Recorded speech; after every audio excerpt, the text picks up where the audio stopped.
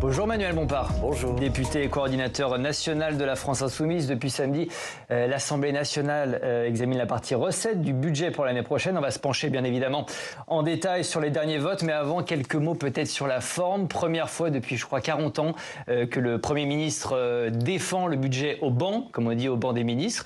C'est un signe d'ouverture, c'est un signe que le Parlement est désormais respecté. Vous le saluez? Non, je pense que c'est d'abord un signe d'inquiétude et le Premier ministre se rend bien compte que la situation est extrêmement dangereuse pour lui, puisque en vérité, le budget tel qu'il l'a mis sur la table ne permet pas, aujourd'hui en tout cas, à une majorité de députés de pouvoir le soutenir. Donc je pense qu'il prend cette chose-là au sérieux. L'Assemblée nationale. Donc il est là pour contrôler que tout se passe bien. L'Assemblée nationale débat du budget, mais il faut quand même faire attention parce que j'entends beaucoup ces dernières semaines, puisque le Premier ministre a dit qu'il n'y aurait pas de 49.3, c'est l'Assemblée nationale qui aura le dernier mot sur le budget. Franchement, c'est une vision qui ne correspond pas à la réalité. Ce qui est vrai, c'est qu'il n'y aura pas de passage en force. C'est un engagement du Premier ministre. En fait, en vérité, vous n'en savez rien parce que l'Assemblée nationale peut très bien modifier en profondeur le budget. Vous savez très bien, on le sait ici, on est au Sénat, qu'à la fin, il y a ce qu'on appelle une commission mixte paritaire dans laquelle le Sénat a tout à fait la possibilité de rétablir le budget dans l'état initial. Avec le dernier mot à l'Assemblée nationale. Donc c'est le, pas forcément. C'est le rôle du Parlement d'amender ce budget, de discuter, de parlementer. Vous êtes pour une 6e République parlementaire, si je ne me trompe pas. Vous avez tout à fait raison. Donc c'est plutôt bien. Non, mais c'est d'ailleurs un débat très intéressant parce que, évidemment, moi je suis pour parlementariser nos institutions. Le problème, c'est que la 5e République ne se parlementarise pas. Indépendamment de l'article 49.3 de la Constitution, le gouvernement dispose de nombreux outils pour imposer sa volonté aux parlementaires. Par exemple, il y a un délai constitutionnel prévu pour l'examen du budget de 70 jours. 70 jours. Si ce délai constitutionnel n'est pas respecté, à la fin, le gouvernement a la possibilité de légiférer par ordonnance, c'est-à-dire de passer le budget de son choix sans que les parlementaires n'aient aucun mot à dire sur le sujet. Donc vous voyez, il faut faire attention avec cette lecture qui consisterait à dire désormais c'est l'Assemblée nationale qui va écrire le budget. Ça ne correspond malheureusement pas à la réalité. En tout cas, il y a beaucoup de députés présents en séance, notamment samedi. C'est quelque chose qu'il faut saluer. C'est pas toujours le cas quand on parle du toujours le cas des budget. Députés insoumis. C'est ça, il y a une consigne qui a été passée à l'intérieur du groupe insoumis. Il faut siéger tout le temps, il faut toujours être là. Oui, mais c'est le cas en général. Enfin, vous savez, les députés insoumis font partie des députés les plus présents à l'Assemblée nationale. Et dans la journée de samedi, en pourcentage de présence, le groupe insoumis était largement le plus représenté. Vous dites à juste titre qu'il y avait pas mal de députés par rapport à certaines discussions budgétaires. C'était pas le cas de tous les groupes. Et j'ai vu par exemple que Madame Le Pen préférait aller faire des photos et des selfies plutôt que de faire son travail de député en siégeant à l'Assemblée nationale. Donc tout le monde manifestement n'apporte pas autant d'importance que les députés insoumis à protéger le peuple des conséquences dramatiques qu'aurait l'adoption de ce budget. Alors on entre dans le dur, Manuel Bompard. Les socialistes ont fixé un ultimatum au gouvernement Lecornu. Ils demandaient des évolutions sur la taxation des ultra-riches d'ici à aujourd'hui, sinon c'est terminé, dit Olivier Faure. Vous n'êtes pas un peu jaloux des socialistes? C'est un peu eux qui parviennent à faire danser le gouvernement en ce moment. Non, je suis pas jaloux, non. Je suis pas jaloux, je pense que le Parti socialiste a fait une faute politique lourde en laissant le gouvernement de M. Lecornu en place, en refusant de voter la motion de censure de la France Insoumise il y a une dizaine de jours, puisque vous savez qu'elle a échoué à 18 voix. Et c'est évidemment le non-vote des députés socialistes qui ont permis à M. Lecornu d'être toujours en place aujourd'hui et qui ont permis à son budget, même si évidemment il est discuté, mais les grands équilibres budgétaires de ce budget sont des grands équilibres budgétaires dans lesquels la gauche ne peut pas ils parviennent quand même à obtenir des avancées, les socialistes, notamment cet impôt sur les hauts revenus qui a été adopté. Ça vous convient pas? C'est pas quelque chose qui pourrait... Quel impôt sur les hauts revenus vous parlez? Sur la taxe différenciée sur les hauts revenus, pérennisation de cette taxe. C'est pas les socialistes qui ont obtenu cette victoire. Non, mais c'est une taxation qui pourrait vous convenir, à vous, insoumis. Non mais attendez, pardon, faut dire les choses précisément. Non, je veux dire, ils parlementent, ils discutent aujourd'hui avec le gouvernement. Non mais attendez, pardon, mais la pérennisation de la contribution sur les hauts revenus, puisque c'est de ça dont vous êtes en train de parler, vous avez raison, a été voté sur la base d'un amendement qui a été adopté, et c'était pas un amendement socialiste. Non, s'il a été adopté, c'était pas grâce au Parti socialiste, c'était grâce à une majorité de députés qui l'ont voté. Donc pardon, hein, Non, c'est effectivement pas un amendement socialiste, mais je veux dire, voilà, donc il joue le jeu. Mais tout le monde, enfin pardon, mais moi aussi je dépose des amendements, j'essaye de les faire voter. Je suis très content du fait qu'on ait réussi à faire voter cet amendement. De la même manière, je suis très content qu'on ait réussi à annuler la mesure qui visait à geler le barème de l'impôt sur le revenu, parce que c'est 19 millions de Français qui devraient payer davantage d'impôts. On va y revenir, vous inquiétez pas, Manuel Bompard. Non mais on va y revenir, il n'y a pas de problème. C'est un moment de Laurent Wauquiez. Mais en l'occurrence, c'est plutôt des victoires insoumises là dont vous êtes en train de parler. Vous avez tenté de faire tomber le gouvernement Lecornu, vous l'avez rappelé, vous avez échoué. Votre objectif, c'est toujours de le faire tomber, et si oui, est-ce que vous allez déposer une motion de censure? Et si oui, quand? Alors, mon objectif, c'est d'abord de protéger les Français de l'impact d'un budget qui serait dramatique. Et pour ça, mon premier objectif, c'est de battre ce budget.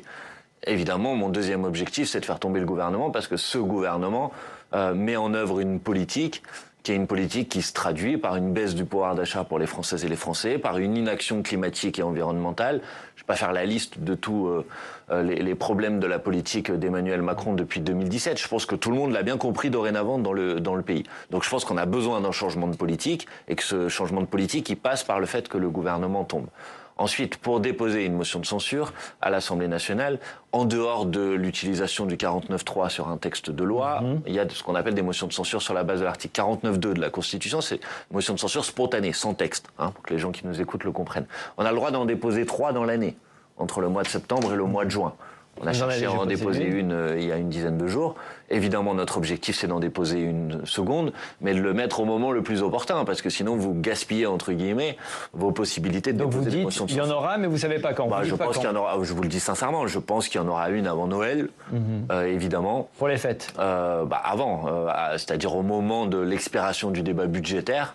Et mon objectif à ce moment-là, évidemment, sera de faire tomber le gouvernement. Si vous faites tomber ce gouvernement, Manuel Bompard, 2 options, loi spéciale, qui serait éventuellement votée avec plus de Français qui entreraient dans l'impôt sur le revenu, ou encore le passage par ordonnance, c'est-à-dire donc sans passer par le Parlement. C'est ça ce que vous souhaitez? Alors, non, pardon, si on fait tomber le gouvernement, la voie de faire passer le budget par ordonnance n'existe plus. Ça sera la loi spéciale, effectivement. Voilà, pour que le gouvernement puisse passer des ordonnances, il y a besoin d'un gouvernement qui n'ait pas été renversé.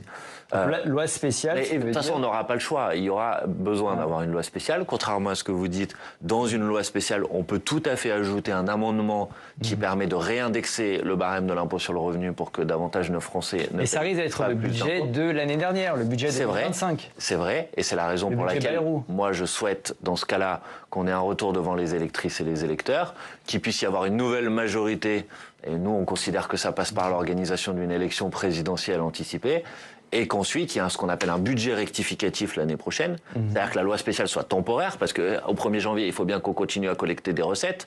Mais ensuite, comme ça a été fait d'ailleurs cette année, cette année, il y a eu une loi spéciale qui a été votée, et puis ensuite, il y a eu un budget rectificatif qui a été adopté. C'était pas mon budget rectificatif. Non, coup de rabot sur l'AME, sur l'aide publique, sur l'écologie. Je me suis battu contre. C'était pas mon budget rectificatif, mais c'est la preuve que vous pouvez avoir un budget rectificatif. Vous préférez quand même le budget Bayrou à un budget amendé par les socialistes. C'est quand même ça, on en est là. Dans vos relations avec les socialistes. Non, pas du tout. Enfin, pardon, mais vous comprenez mal. Si vous faites une loi spéciale, c'est une mesure temporaire pour que au 1er janvier, il y ait un budget. Et ensuite, je souhaite qu'il y ait de nouvelles élections qui nous permettent d'avoir un budget. Et si possible, si les Françaises et les Français le décident, un budget insoumis. Voilà ce que je souhaite, moi. D'accord. On va parler de cette fameuse taxe dont tout le monde parle, notamment à gauche, cette version socialiste de la taxe Zuckman, Manuel Bompard.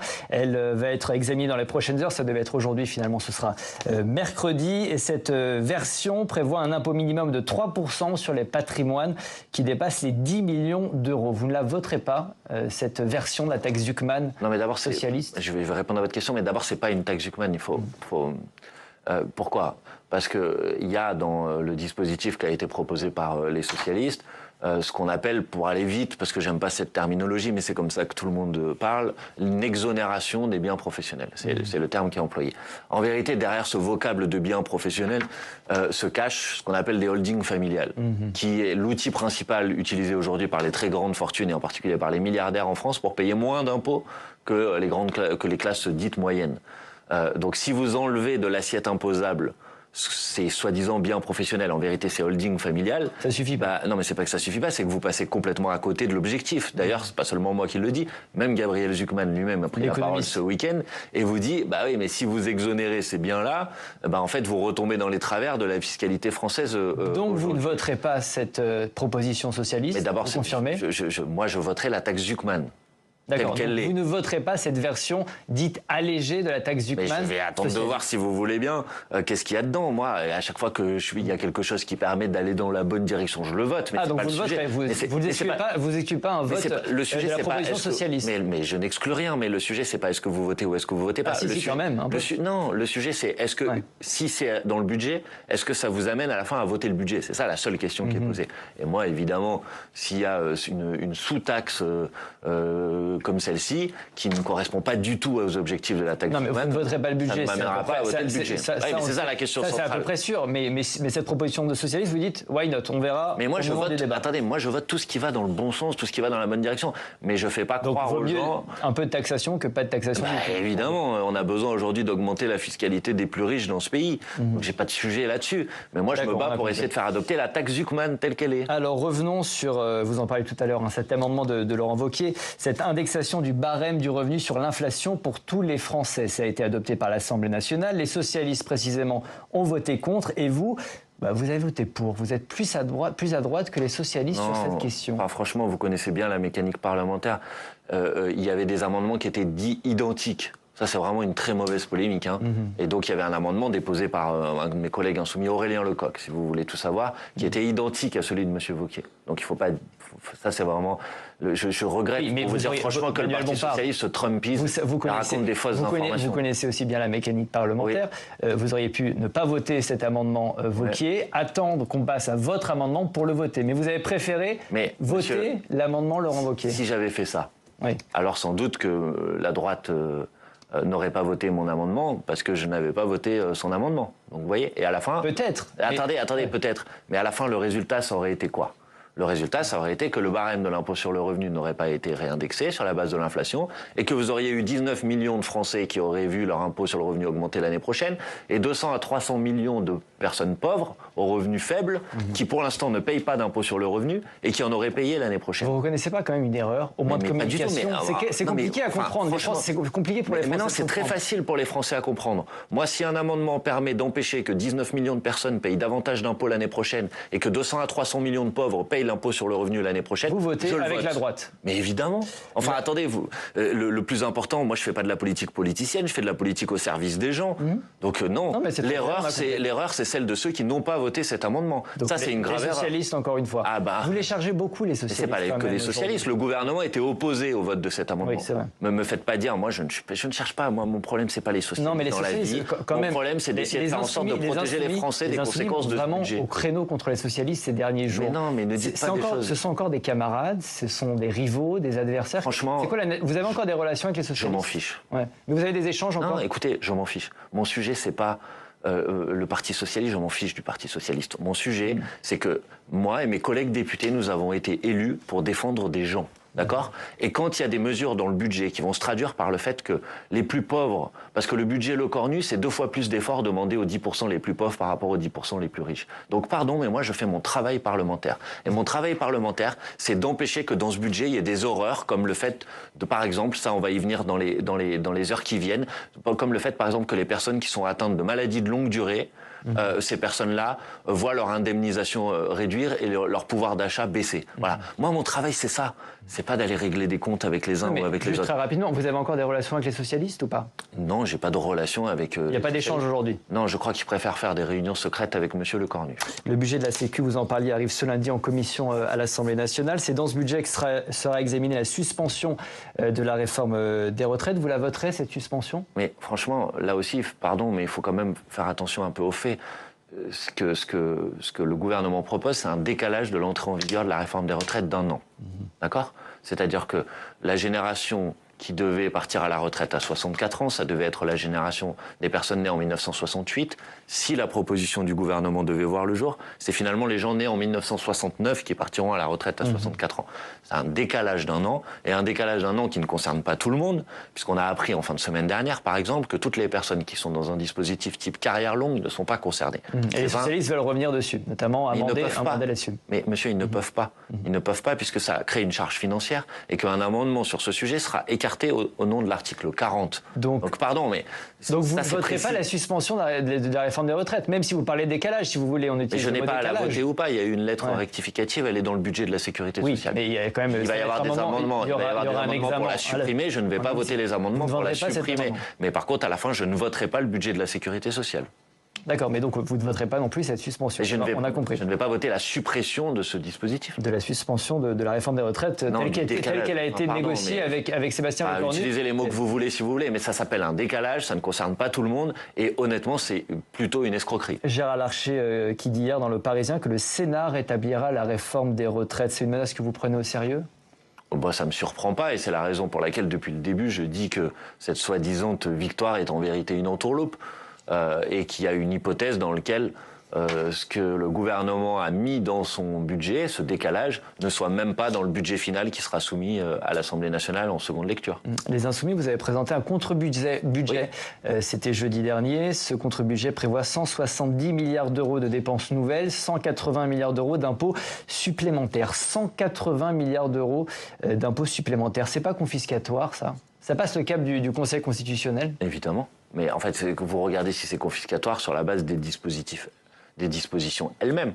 Il y a dans notre contre-budget la taxe Zuckman, la vraie. Celle-là, elle permet de générer entre 15 et 20 milliards d'euros de recettes supplémentaires pour le budget de l'État. Il y a ce qu'on appelle l'impôt universel sur les multinationales. Vous savez, c'est simple, c'est pour faire en sorte que les multinationales payent l'impôt qu'elles doivent payer en France.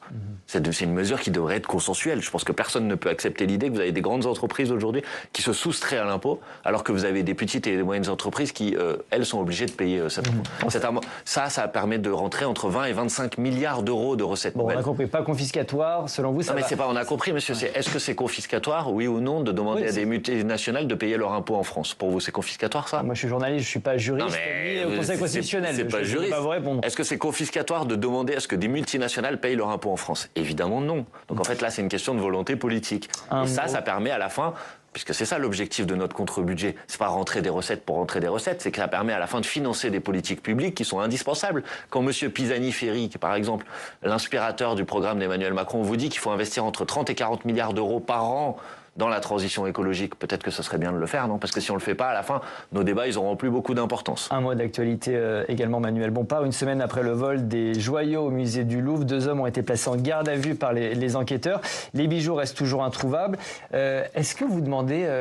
pas des comptes peut-être, mais vous avez des questions à Rachida Dati. Elle sera auditionnée demain au Sénat. Est-ce que, vous attendez quoi, tout simplement, de cette audition ? Rachida Dati comme membre du gouvernement, c'est-à-dire que quand vous avez une politique, c'est très relié en fait avec le débat budgétaire qu'on a. Quand vous avez une politique et une politique de coupe permanente dans le financement des services publics, le financement des établissements, à la fin, il ne faut pas s'étonner que ça se traduit aussi par des économies ou par une moindre attention apportée, par exemple, aux questions de sécurité. Donc moi, je ne vais pas mettre en cause des personnes individuellement, mais c'est une politique qui conduit aussi à D'accord, c'est pas Rachida Dati qui est... elle est concernée, puisqu'elle était elle-même ministre de la Culture depuis un certain nombre de mois. Mais je veux dire, c'est une logique politique, et la logique politique des coupes budgétaires dans les établissements publics et dans les services publics, et qui à la fin se traduit par des conséquences comme celle-ci. Autre sujet, Manuel Bompard, le 15 octobre, il y a eu une conférence à l'université Paris 8. Des étudiants ont été incités par une intervenante à la tribune à ne pas condamner le 7 octobre. 200 étudiants ont répondu en chœur qu'ils ne condamnent pas le 7 octobre. Ma question est simple, faut-il des sanctions et des sanctions exemplaires ? Alors 200 étudiants, ça je ne sais pas. Il y a une vidéo qui, on entend un certain nombre d'étudiants. Bon, et moi je suis évidemment indigné par les propos qui ont été tenus dans cette conférence, et je considère que la personne qui a tenu ces propos, elle doit faire l'objet de sanctions. Après, les sanctions collectives, ça participe pas tout à fait de la justice française. Vous voyez, il faut être capable de prouver des choses. Donc évidemment. Mais vous réclamez quand même des sanctions. Mais moi je suis pas d'accord avec le fait qu'on puisse tenir des propos comme ça dans une université. Propos antisémites ? Je ne sais pas si c'est antisémite, c'est des propos qui sont des propos inacceptables en tout cas. Il aurait fallu interdire ce rassemblement en amont, selon vous ? Mais c'est toujours très difficile.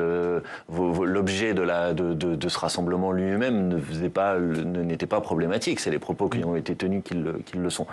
Moi, je pense qu'il faut être évidemment très clair sur ce sujet. J'aimerais bien que cette même clarté s'applique d'ailleurs dans toutes les situations, y compris quand vous avez, par exemple, la volonté d'organiser des galas, parce que j'ai entendu et j'ai vu passer ça ce week-end, de soutien à l'armée israélienne, dans lesquels sont des propos qui sont des propos d'apologie du génocide. Vous voyez ça aussi. J'aimerais bien qu'on soit aussi impitoyable sur ce sujet. Pas de poids, de mesure, pas de double discours, pas de double langage. Bon, on retient en tout cas que vous demandez il y a des choses qui sont inacceptables, elles doivent être condamnées comme telles. Autre sujet plus politique, il nous reste très peu de temps. Vous avez vu cette affiche de Marine Tondelier qui a annoncé sa candidature à la présidentielle très officiellement la semaine dernière. L'affiche nous dit une autre Marine est possible. C'est une bonne affiche ? Je ne crois pas que ce soit, personnellement en tout cas, intelligent de centraliser comme ça le Rassemblement national dans la campagne. Après, Marine Tondelier a le droit d'être candidate à l'élection présidentielle. Et moi, j'aspire à ce qu'il y ait un débat à l'élection présidentielle qui se fasse sur des projets, plutôt que sur des punchlines. C'est elle qui prend le lead contre le Rassemblement national en ce moment, aujourd'hui ? Oh, je ne crois pas. Vous êtes un peu en concurrence là-dessus, sur ce créneau ? Non, mais moi, je ne suis pas en concurrence. Je fais mon travail de dénonciation. Le Rassemblement national, par exemple, la semaine dernière, a présenté un contre-budget qui est un contre-budget ni fait ni à faire, dans lequel, y compris un certain nombre des horreurs qui sont dans le budget de M. Lecornu, sont dans le contre-budget du Rassemblement national. Le doublement des franchises médicales, par exemple, vous voyez. Donc, moi, je fais mon travail, et une partie de mon travail, c'est de démystifier aussi, de montrer à quel point le programme économique du Rassemblement national serait une catastrophe pour le pays. Et vous allez poursuivre le travail, je continue à le faire. En séance aujourd'hui et dans les prochains jours, notamment sur cette fameuse taxe Zuckman, que vous ne voulez pas appeler taxe Zuckman. Merci. Ça n'en est pas une, donc je ne l'appelle pas comme ça. C'est comme la suspension de la réforme de retraite, ça n'est pas une, donc je ne l'appelle pas comme ça. Merci d'avoir répondu à mes questions. Merci à vous. On va voir ce qui fait la une.